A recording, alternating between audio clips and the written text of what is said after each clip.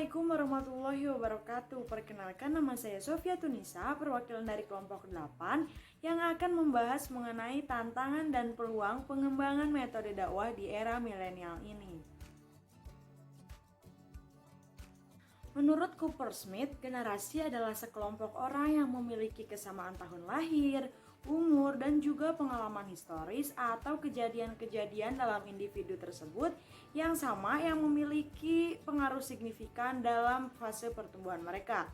Jadi bisa dikatakan bahwa generasi adalah sekelompok individu yang mengalami peristiwa-peristiwa yang sama dalam kurun waktu yang sama juga. Sedangkan milenial adalah sebutan satu generasi berdasarkan demografis yang biasa disebut dengan generasi Y.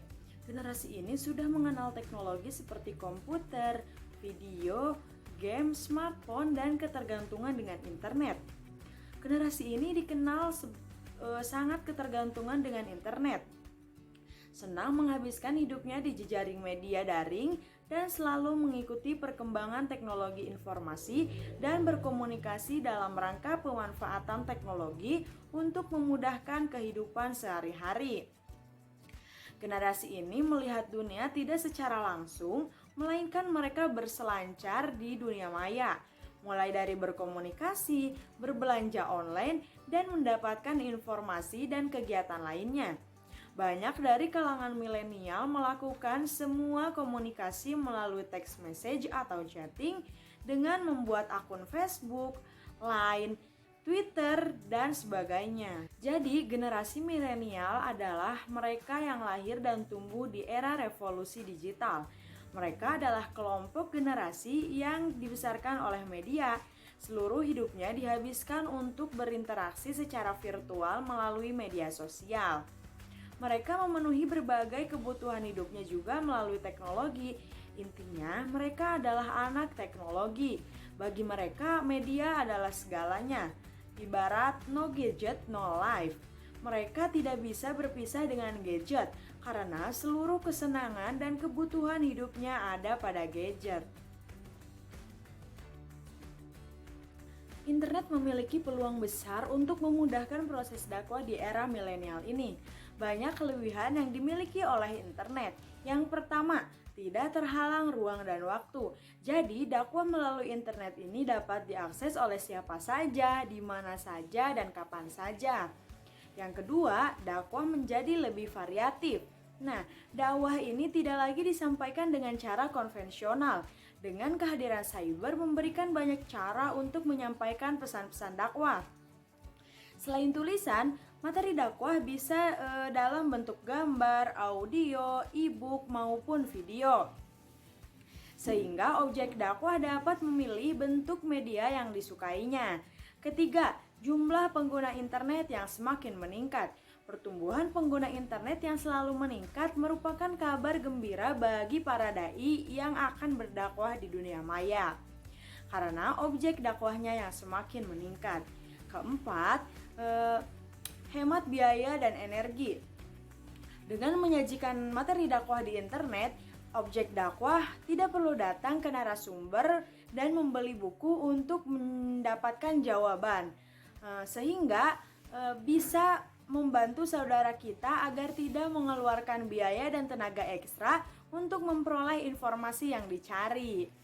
Dengan demikian, banyak peluang yang dapat dirancang menjadi strategi untuk dilakukan dalam kegiatan membangun jaringan dakwah adalah dengan memanfaatkan perkembangan global connection. Nah, sistem ini merupakan salah satu alternatif untuk dijadikan sebagai wasilah untuk berdakwah. Melalui internet, pesan dakwah dapat dengan mudah diakses oleh siapa saja sehingga manfaatnya dirasakan oleh banyak orang. Nah, maka sesungguhnya internet itu menjadi media terbaik untuk menjangkau mad'u secara global karena mengirimkan pesan ke lebih banyak pengguna dengan biaya yang murah dan mampu mengkomunikasikan informasi dalam waktu singkat. Banyaknya pengguna media sosial menjadi peluang besar untuk meningkatkan jumlah penyerap pesan dakwah tersebut. Setelah berbicara mengenai peluang dakwah, maka selanjutnya saya akan membahas tentang tantangan dakwah. Nah, Berdakwah di era milenial ini harus menyesuaikan diri dengan perkembangan perangkat yang terus berkembang dengan pesat.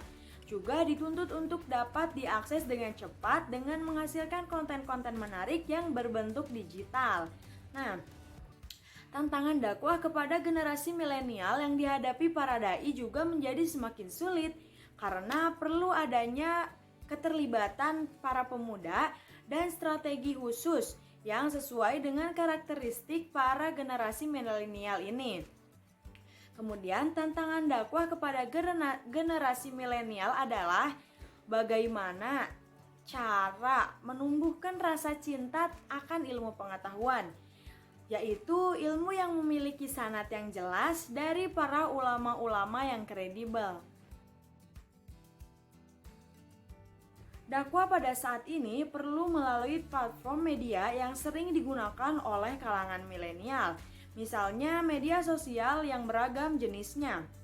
Nah, pada saat penyampaian dakwah juga bahasa yang digunakan harus sederhana dan tidak terkesan menggurui serta memberikan teladan. Ada beberapa platform media dakwah yang dapat digunakan oleh seorang dai untuk mengembangkan dakwahnya agar dapat diterima oleh generasi milenial.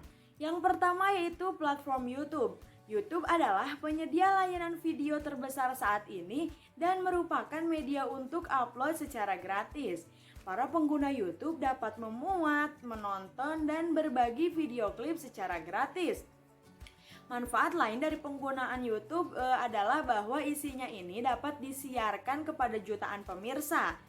YouTube juga sudah tersedia di hampir setiap negara di dunia dan di setiap komputer yang memiliki akses internet, serta dikunjungi setiap harinya oleh jutaan orang. Kemudian yang kedua adalah platform podcast. Nah, penggunaan berbagai platform media baru yang semakin berkembang harus menyesuaikan dengan kebutuhan khalayak. Salah satu yang sedang berkembang saat ini adalah podcast. Podcast berfungsi sebagai media untuk memberikan informasi dan pengetahuan yang dibutuhkan oleh para pendengarnya, termasuk pengetahuan keagamaan. Kemudian, menurut survei Reuters Institute bersama University of Oxford pada 2019, lebih dari sepertiga orang segala umur di 35 negara mendengarkan podcast. Bahkan separuh responden berusia kurang dari 35 tahun yang menikmati podcast. Sementara itu, tren pencarian podcast di Google Indonesia mengalami peningkatan hingga 81% pada November 2019, yang artinya podcast semakin populer terutama di kalangan anak muda atau generasi milenial ini. Mungkin itu saja yang dapat saya sampaikan. Bila ada kekurangan mohon dimaafkan. Wassalamualaikum warahmatullahi wabarakatuh.